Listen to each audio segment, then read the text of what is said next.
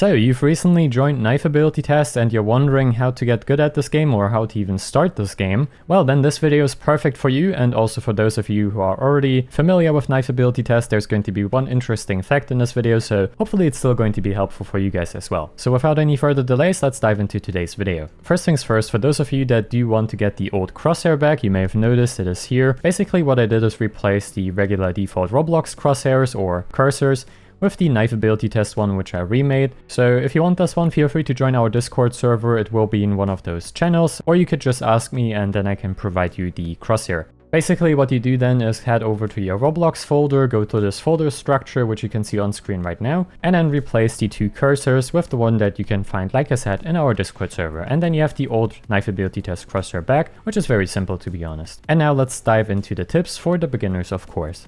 Let's start with probably one of the most important topics regarding Knife Ability Test, at least in my personal opinion: first person or third person.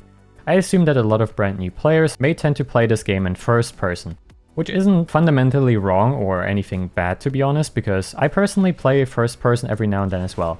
I enjoy it quite a bit, it's pretty fun.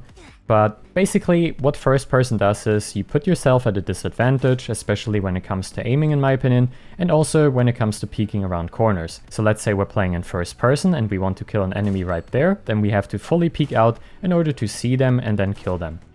However, if we play in third person, we can easily peek around the corner while standing behind the wall, which is going to give us an advantage. Also, aiming in third person, in my opinion, is just much easier, because you can, well, move your cursor around like this and don't have to flick around with your view, which is, in my opinion, a bit more tricky. Now let's go over some of the things that you should save your gems for, since there's a couple of items that give you an advantage when playing Knife Ability Test. One of the items you should definitely save for is going to be the Tacticool. It is a very pricey revolver at 2000 gems, but it is definitely worth the price, and we will get to this one in a couple of minutes.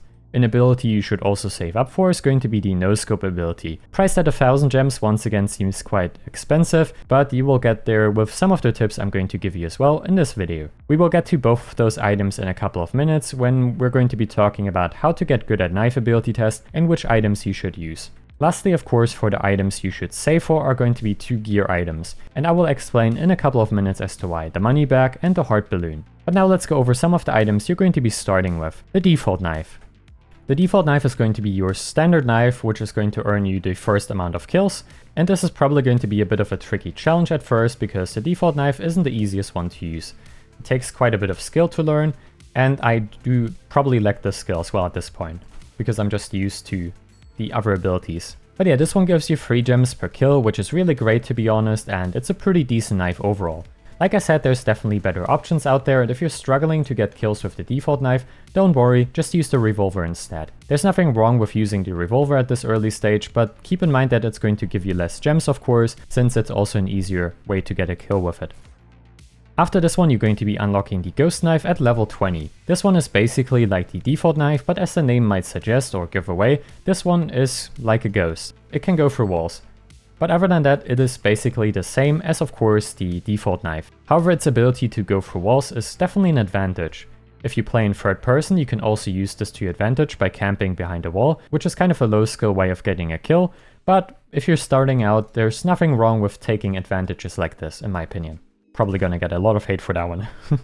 One of the next abilities you're going to be unlocking is going to be the laser knife, and at first you may get slightly confused with this one, because if you don't fully charge it, it is basically like the default knife, and there's a reason for that. Knife Ability Test at one point changed how the laser knife functions, I assume to distinguish it from the Noscope ability. In older videos you may see that the laser knife was basically exactly like the Noscope knife, however ever since Fiersa decided to change that, it is no longer the case.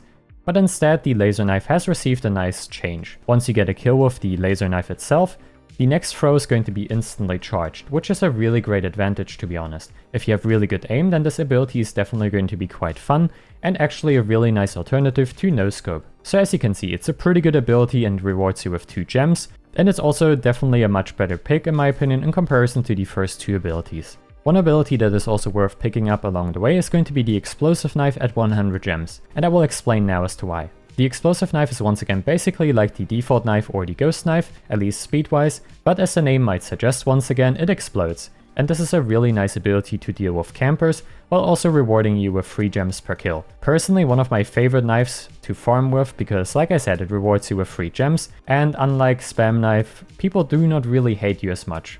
So that's a really nice thing. If you were wondering what spam knife is, it is one of the Game Pass abilities, but we're not going to be talking about it in this video.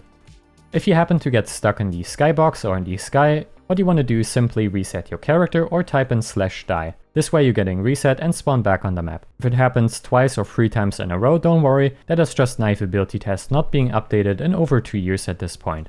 And now let's get to the stars of the show: Noscope, the Tacticool, the money bag, and the balloon, of course. Why do you want to buy these? The Tacticool is going to give you a tactical advantage. It's a tactical revolver. Has a scope on it, you can scope with it, but I never really used this feature. So what is so special about it? The Tacticool has the ability to go through walls, which is going to be, of course, an advantage. As I've mentioned, the Tacticool has the ability to go through walls, which is a very nice feature.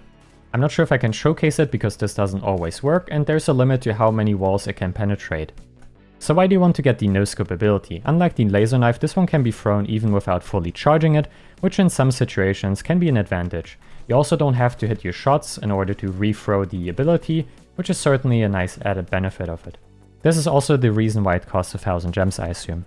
But what about the 2 gears that you told us to buy? Well, there's some really good reasons for the 2 of them. The heart balloon allows you to just jump higher than normally possible, which is a really nice benefit. It allows you to reach certain areas that would normally not be possible by just simply jumping. And if you combine it with the money bag, you can even jump higher than normally possible, which is really great, to be honest. The money bag, however, does require a bit of extra skill, which I made a video about. So if you're interested in learning more about this mechanic, feel free to check this one out. Link will be in the description down below and also in the info card.